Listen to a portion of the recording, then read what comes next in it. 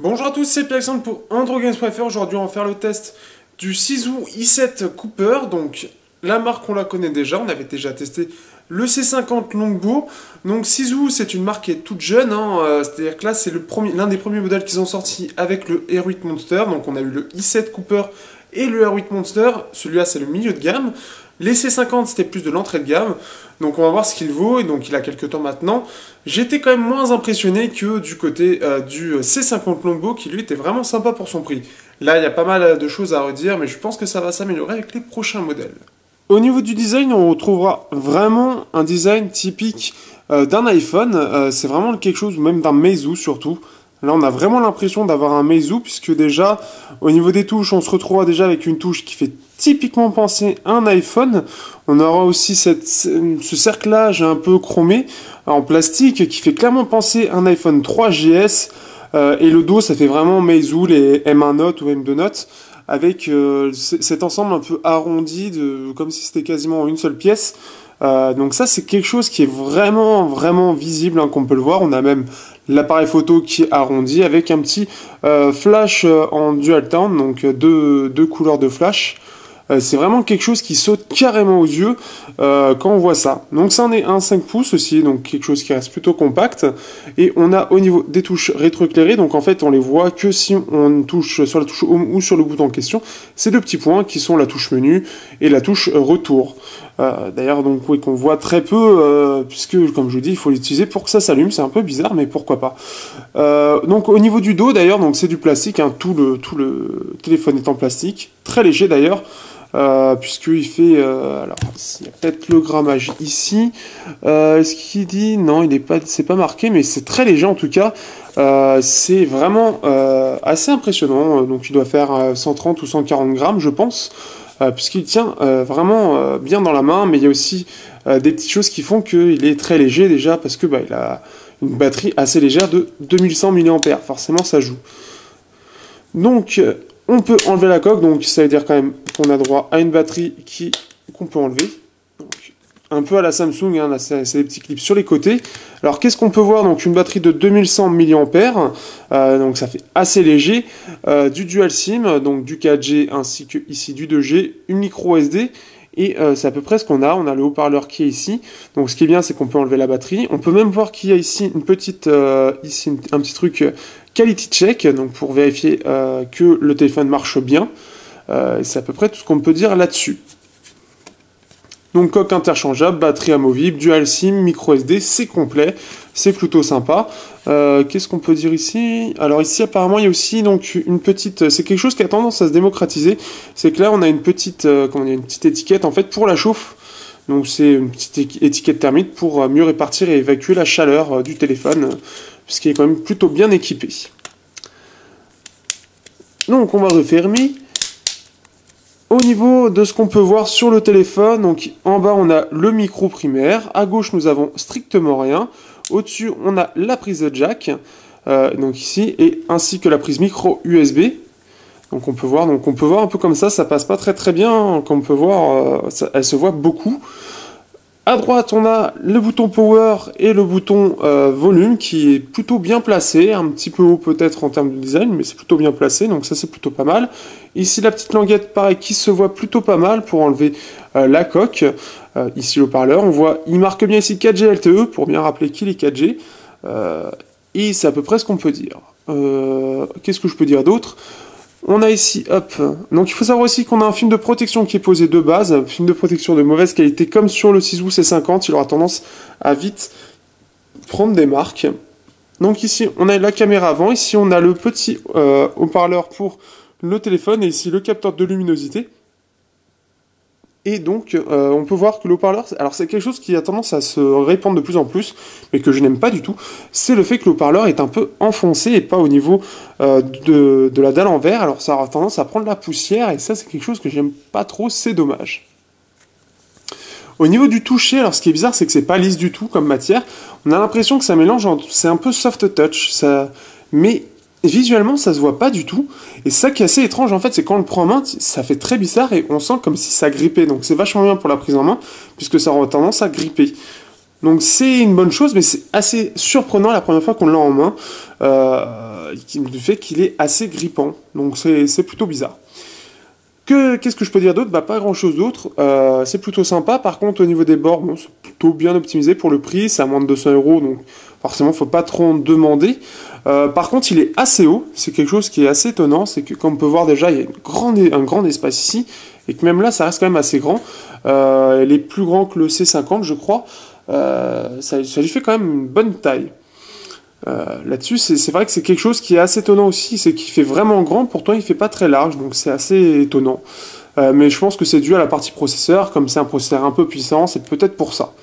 Mais ce qui est dommage, c'est que pourtant il est grand, mais il n'a pas une très grosse batterie, ça on y reviendra. C'est dommage, ça le fait vraiment grand, ça fait pas forcément très design pour ces deux parties-là. Donc voilà. Donc on a fait un peu le tour du design, hein, donc simple. Donc là on a vraiment un dos Meizu, vraiment ça se reconnaît. Et la face avant qui fait très iPhone 3GS. Et alors ce qui est vraiment dommage, c'est que par contre au niveau de la coque, la coque oui ça se voit vachement la jointure.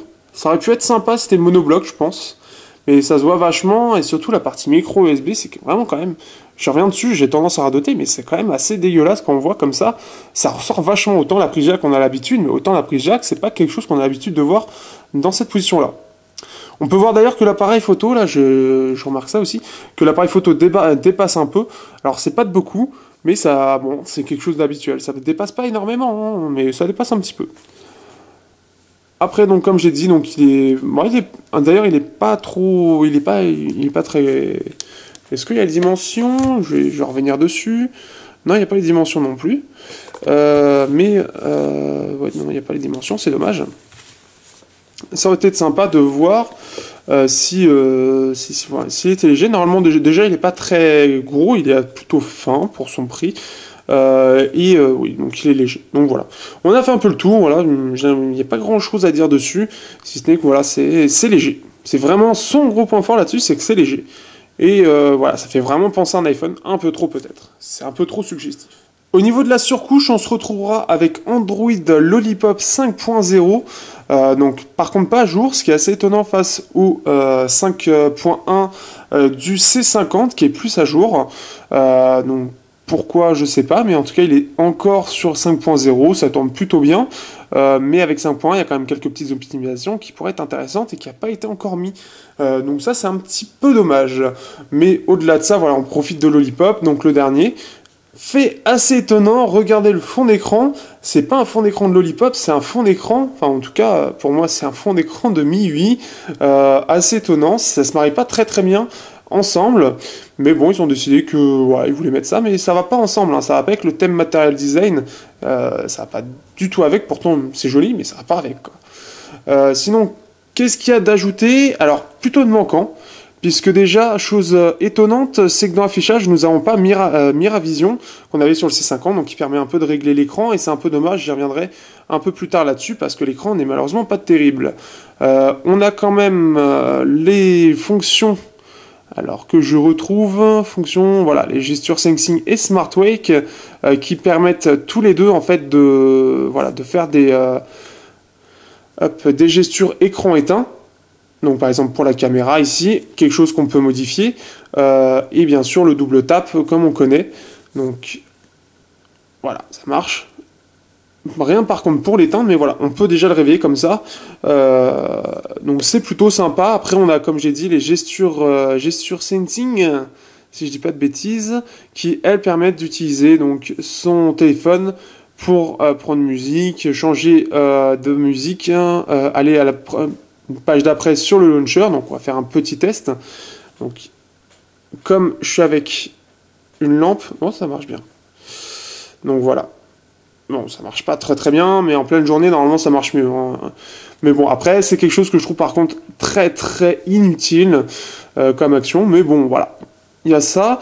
Et comme d'habitude, sur tous les médiathèques, une programmation pour éteindre et allumer le téléphone automatiquement. Donc un peu avant le réveil ou quoi que ce soit. On a quand même l'avantage d'avoir un téléphone qui est sous 5.0, en espérant voir d'autres mises à jour. Mais pour l'instant, 5.1 n'a pas encore pointé le bout de son nez. C'est assez étrange. À voir par la suite. Sinon, qu'est-ce qu'il y a d'ajouter? Je crois qu'il y a des petites choses. Alors, petites choses à savoir, vous avez quand même la radio FM. Donc, pour ceux qui aiment bien écouter la radio, ça existe encore avec une radio FM. Je crois qu'ils ont ajouté quelques petites choses, je ne sais plus. On a même un manuel d'utilisation, voilà. Donc, pour utiliser. Bon, par contre, c'est en anglais, mais voilà. Vous le déverrouillez, vous avez tout ce qu'il faut. Par contre, c'est pas très à jour, c'est ce que j'avais remarqué, effectivement. Et ils utilisent des icônes un peu bizarres. Comme on peut voir là, on est quand même sur des icônes de... Alors attendez, est-ce qu'il va faire la mise au point? Alors, hop. Non, mais en tout cas, je sais pas si là je n'arrive pas à très bien à voir. Mais en tout cas, sur l'écran là, c'est quand même des icônes MIUI. Hein. Donc qu'est-ce que ça vient foutre là? Là, on n'a encore pas les mêmes icônes. Parce que là, vous regardez les icônes là. Donc là, c'est les icônes 4.4. Et là, on a des icônes Android classiques, quoi. Donc c'est un peu bizarre, mais pourquoi pas. C'est étrange, ça fait moins, voilà, ça fait un peu moins bien fini que du côté du C50. Et en fait, non, ils n'ont pas ajouté d'application spécifique. Je crois qu'il y en avait quelques-unes sur le C50, mais pas ici. En tout cas, voilà, on se retrouve avec quelque chose aussi qui est très léger, puisqu'on peut voir que, en fait, en termes de tout ce qui est Google, on est sur du light au départ, et puis après, on peut ajouter toutes nos applications, donc style Hangout, etc. On a juste le Play Store et les Gmail de base, et après, on en ajoute au fur et à mesure ce qu'on a besoin. Et oui, je crois qu'on a Skype mis de base. Et donc voilà, on est vraiment sur quelque chose de très simple, de toute façon. Voilà, donc voilà, au moins ça permet de commencer avec quelque chose de très light, mais au moins très efficace. En termes de stockage, je repars vite fait dessus. Alors déjà, carte SIM, voilà, donc là on peut gérer les cartes SIM. En termes de stockage, pour rappel aussi, on a la possibilité... tiens d'ailleurs, pourquoi ils affichent la RAM là? En termes de trucs, on se retrouve avec 16 Go, dont 12 de 65 de disponibles. Donc là, forcément, j'ai mis quelques petites choses. Et on va pouvoir, pour ceux qui aiment bien mettre des jeux un peu partout sur leur téléphone, vous pourrez les mettre directement sur la SD. Hop. Il a un peu du mal à faire la mise au point, j'ai l'impression. Donc, on pourra mettre via une carte SD, on pourra choisir de la mettre directement sur la carte SD. Fait étonnant, il met qu'il a 2 Go de RAM. Je crois qu'ici, il met qu'il en a 3 Go. Non, il en a 2. C'est moi, je divague. Que dire d'autre? Donc voilà, on a fait le tour. Voilà. Après, c'est du Lollipop, c'est très simple, c'est très bien optimisé. Comme vous pouvez voir, hein, il n'y a pas de souci particulier à se faire. Ça encaisse plutôt bien. Forcément, il a aussi un bon processeur, ça on va voir un peu plus après. Mais en tout cas, la surcouche, malgré que ce soit un 5.0, ça tombe plutôt bien. Il n'y a pas trop de soucis de veille à ce que j'ai vu. Donc voilà, pas trop à se plaindre là-dessus. Ça marche bien, c'est fluide, pas grand-chose à dire dessus. En termes d'écran, on se retrouvera avec un écran de 5 pouces en 1280 x 720 pixels. Alors un écran qui malheureusement m'a plutôt déçu, puisqu'on se retrouve avec un écran qui n'est pas très agréable à utiliser, dans le sens où il n'est pas très beau, et malheureusement il n'a pas Miracast. Donc ça c'est assez problématique, puisque Miracast lui permettait de choisir, d'améliorer le contraste, les couleurs, etc. Le problème c'est que là-dessus ça manque énormément, puisque l'écran n'est pas de bonne qualité. On se retrouve avec des couleurs un peu ternes, la luminosité de l'image, si vous voyez de quoi je veux parler, est un peu trop haute. Les couleurs où ils sont faussées, la luminosité est bonne, mais voilà, c'est à peu près tout ce qu'il y a. Donc ça, c'est un peu dommage, hein. On se retrouve vraiment avec quelque chose qui est décevant et pas très agréable à utiliser au quotidien, à côté d'un C50 Longbow, qui est pourtant moins cher et avec de moins bonnes spécifications. Il n'a rien à voir, quoi. L'écran est vraiment en deçà et c'est vraiment dommage. On ne profite pas d'un bon écran et voilà. Il reste qu'il a une bonne luminosité au maximum, au minimum ça reste de l'IPS, c'est pas excellent, mais voilà. Là l'écran, malheureusement, oui, c'est pas un bon écran, j'ai été déçu, clairement. Les angles de vision restent plutôt corrects dans l'ensemble, mais voilà, trop de problèmes, même le contraste est bof, en fait tout l'écran est bof. C'est une vraie déception, on est loin de la qualité d'un C50 Longbow. C'est possible que ce soit dû au processeur qui prend un peu tout à l'époque, hein, quand il est sorti, qui prend un peu tout, qui a pris tout le prix, et forcément l'écran, ils ont pris quelque chose de moins bien. Donc ça c'est dommage. Par contre l'avantage, et ça on y reviendra en jeu, c'est qu'il est en 720p et que le processeur utilisé est normalement fait pour du 720p, mais la plupart utilisent du 1080p. Et par exemple sur Rayman Fiesta Run, eh bien ça marche un peu moins bien, mais on y reparlera à ce moment-là. On passe à la suite, le son. En termes de son, on se retrouvera donc avec du jack un peu classique. On aura quand même l'optimisation audio qui est là pour améliorer la qualité du son, heureusement. On a un mode Bluetooth sans perte et on a le surround audio. Donc bon, quelque chose qui est vraiment fait pour avoir sur un home cinéma. Mais le son lui reste très correct, on est dans une bonne moyenne classique. Il n'ira pas casser les briques, c'est pas là-dessus qu'il va se démarquer non plus, mais voilà, c'est du correct sans plus. Ça devrait faire, comment dire, tout le monde devrait y trouver son compte. Ceux qui sont les plus exigeants, bien évidemment, seront un peu déçus. Un petit test en changement de musique, enfin changement de...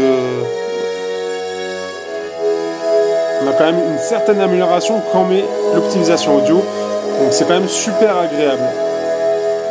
En ce qui concerne le haut-parleur, donc on a un petit haut-parleur classique qui va pas casser des briques non plus, forcément. Bon après ça reste un haut-parleur, attention, on n'est pas là, c'est pas à HTC One, hein, mais bien sûr à manque de base totale. On est même quelque chose sur même vraiment ultra basique, on n'a pas un son qui est très puissant, on n'a pas un son de très bonne qualité.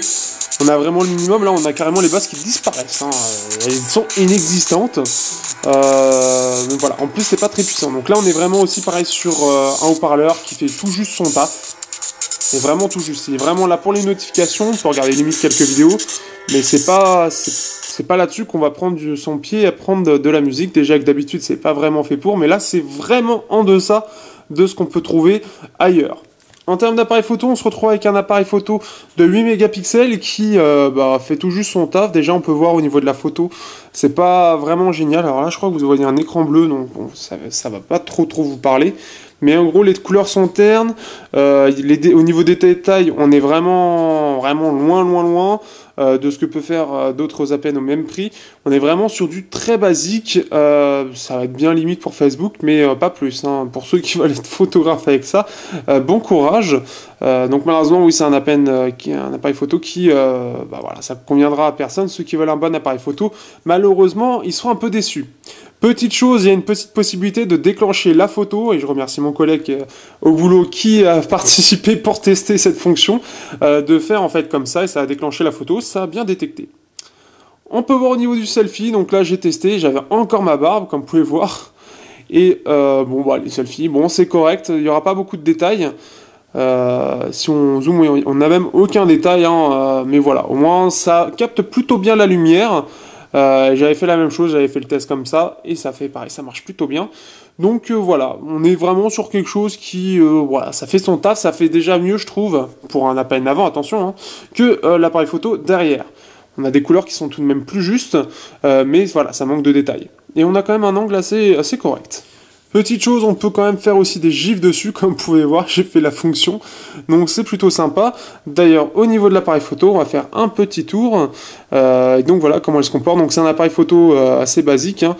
On a un petit mode photo en direct, ici donc mode appareil photo, ici le mode gif justement, donc suivi de mouvement. On a un mode beauté faciale, panorama, et ensuite ici, donc là c'est pourquoi, donc là c'est pour faire une photo 3D. Donc voilà, pour ceux qui veulent, bon après photo 3D avec l'appareil photo là, c'est pas vraiment, ça va pas servir à grand chose. Qu'est-ce qu'on peut dire d'autre? On a propriété de l'image, donc voilà, si on voulait gérer tout ça. En termes de vidéo, on se retrouve avec de la haute qualité. D'ailleurs, hop, on va aller, voilà, on peut voir ici. Hop, alors, le truc c'est que sur le C50, on avait la possibilité de faire en vidéo des vidéos en slow motion. Là, ce n'est pas possible. Là, on peut juste faire la fonction comme ça.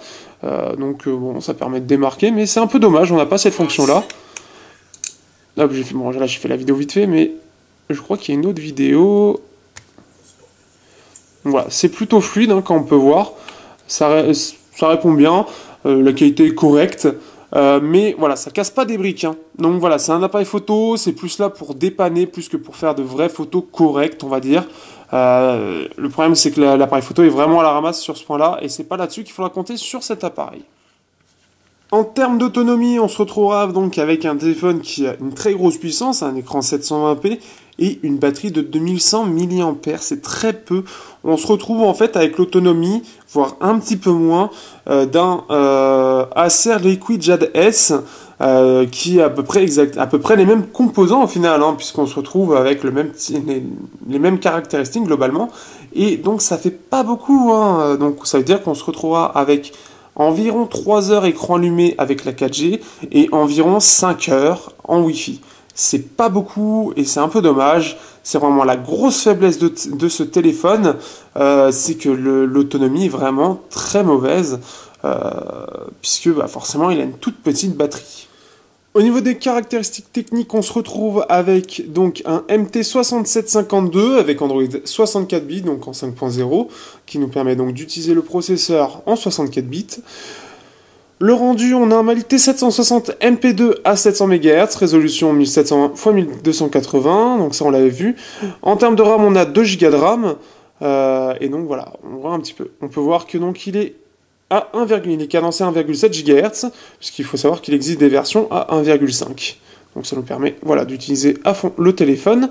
Donc ça c'est vraiment le truc qui est assez fort sur ce téléphone, c'est que pour l'époque en tout cas, il a quand même un processeur qui est quand même assez performant, et d'ailleurs ça se voit sur le benchmark puisqu'il fait 41 923 points, ce qui est plutôt un bon score. Donc là, vous voyez le clignoter, score non vérifié, c'est parce qu'il n'y a pas eu assez de Sizwoo testés pour vérifier le score et savoir si justement ça triche ou non, puisque ça peut être triché ou non selon les téléphones. Et on peut voir au niveau du score qu'il est un peu en dessous d'un Galaxy S5. Alors, ce qu'il va faire, c'est surtout, il va faire bien mieux en termes, normalement, au niveau du processeur, de la RAM aussi.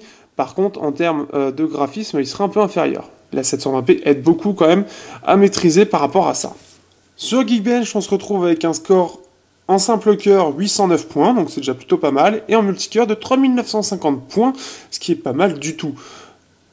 Si on regarde au niveau des scores, donc on se retrouve face par exemple donc au Snap 800, on fait à peu près aussi bien, un petit peu moins bien on va dire.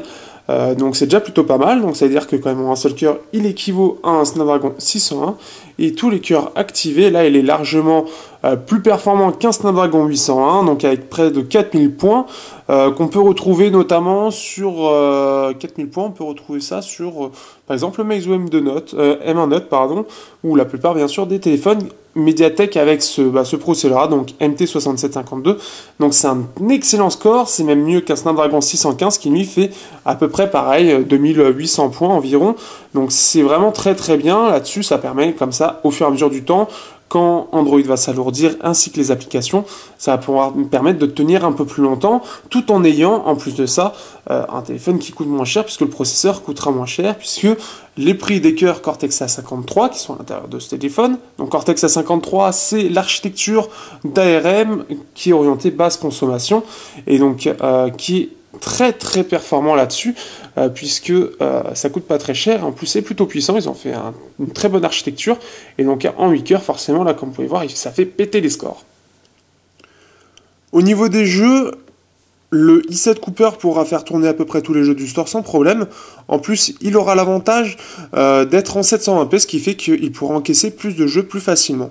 Notamment, par exemple, Rayman Fiesta Run, ou par exemple, sur des écrans 1080p, il aura du mal, parce que pour aucune raison particulière, mais en 720p, il tourne beaucoup mieux, comme si le jeu était prévu pour tourner en 720p avec cette puce-là. Comme vous pouvez le voir ici sur Mortal Kombat, le jeu est fluide, efficace, agréable à utiliser, et donc c'est très agréable, on n'a aucun souci, c'est un peu le gros avantage de cette puce. Et je vous laisse profiter de ce finishing. Et donc on peut voir que là les graphismes sans problème, ils sont quasiment au maximum, si ce n'est au maximum, et on peut voir que c'est totalement fluide. Donc ici on se retrouve sur deux Note Commute que vous connaissez par le biais d'un de nos tests que nous avions fait, et qui permet aussi de voir donc un petit jeu plutôt sympa, et on peut voir pareil que c'est fluide, donc c'est plutôt agréable. Voilà. On va continuer ensuite sur Rayman Fiesta Run, un jeu qui nous intéresse parce que très connu par rapport à ce processeur qui a beaucoup de mal à tourner avec sur ce jeu, étrangement. Mais ici, en tout cas, vous pouvez voir que le jeu est parfaitement fluide et il encaisse très très bien. Après, c'est un petit jeu, mais bon, la plupart des jeux sur cette puce, le Mali T760 MP2, les prend tous, donc Modern Combat compris par exemple. Vous en avez, enfin tous les gros jeux passent sans problème, même un XCOM passera sans souci. Tous les jeux gourmands, même sur cette puce, comme elle est haut de gamme, malgré qu'elle soit qu'en 2 cœurs, prendra sans problème le jeu, enfin tous les jeux qu'il y a sur le store, à part les très très gros jeux très particuliers que peu de gens connaissent. Donc voilà. Donc normalement vous n'avez pas de soucis, vous pourrez jouer à peu près à tous les jeux. En plus on a l'avantage d'avoir un téléphone par contre qui ne chauffe pas beaucoup au dos, donc il aura tendance à chauffer là où il y a le processeur forcément, mais il ne chauffe pas beaucoup. Donc on se retrouve sur Rayman Fiesta Run, donc Rayman qui a fait couler beaucoup d'encre avec la puce de chez Mediatek, puisque le jeu n'est pas fluide sur les écrans, enfin sur les téléphones qui ont un écran 1080p avec cette puce là. C'est assez étrange, mais il semble que en fait la puce, les développeurs ont fait en sorte que les graphismes affichés soient en 720p, enfin soient faits taillés pour du 720p. C'est assez étrange, donc c'est l'un des seuls jeux qui vraiment montre les faiblesses entre guillemets, soit du développement, du choix des graphismes pour la puce, soit de la puce en elle-même sur du 1080p. Mais ça reste assez étrange, sachant qu'un Snapdragon 615 aura tendance à bien plus, enfin il aura beaucoup moins de problèmes, alors pourtant il est censé être légèrement moins puissant. Assez étrange. Donc là on se retrouve sur Vainglory. Donc Vainglory c'est un petit donc un MOBA qui est un petit peu qui commence à être connu hein, sur Android et qui il y avait donc Falling qui nous l'avait fait découvrir. Et donc aujourd'hui donc on peut voir que bon voilà une puce qui est voilà sur des téléphones moins de 200 € arrive très bien à faire du bon boulot sur des jeux qui demandent quand même des ressources. Donc c'est plutôt agréable, c'est plutôt sympa de voir qu'une puce puisse aussi bien encaisser, et c'est un peu le gros avantage de ce téléphone. Maintenant on va passer à la conclusion. Que peut-on dire alors sur ce Sisu i7 Cooper? Eh bien, on sent que c'était les débuts de la marque. Autant le R8 Monster apparemment avait plutôt bien été apprécié par la presse, autant le i7 était resté plutôt discret, et pour moi, de mon avis, malheureusement, il n'est pas très intéressant. Autant j'avais été plutôt, j'ai trouvé le C50 Longbow très sympa à utiliser, parce il était très équilibré, je trouvais, et la batterie 3000 mAh était vraiment sympa à utiliser. Autant là, le seul point positif de cet appareil, c'est bien sa puce, puisque autour de ça, il n'a pas de grand chose d'intéressant. Sa puce, c'est sa légèreté, on va dire. Puisque derrière, la batterie est vraiment faible, l'appareil photo est bof, comme le C50, et vraiment sur cette gamme de prix, aujourd'hui, on trouve de très bons téléphones, de très bons photophones, on va dire. Il y a beaucoup de choses qui ne vont pas, même l'écran n'est pas de très bonne qualité. On en est presque à regretter ce bon vieux C50 qui a un meilleur écran quand même, et surtout le Miravision qui permet d'améliorer la qualité d'affichage.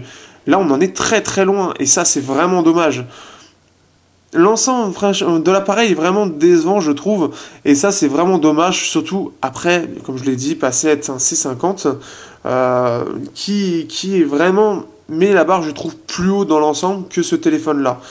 Son seul réel intérêt est vraiment sa puce MT6752 qui est vraiment puissante au quotidien, mais on ne peut pas vraiment en profiter autour de ça puisque, comme je l'ai dit, on est en 5.0, donc on a aussi le problème de veille, on a donc l'écran qui est moyen, la batterie qui tient pas, quoi, tout simplement, et bon, après on a quand même une bonne finition.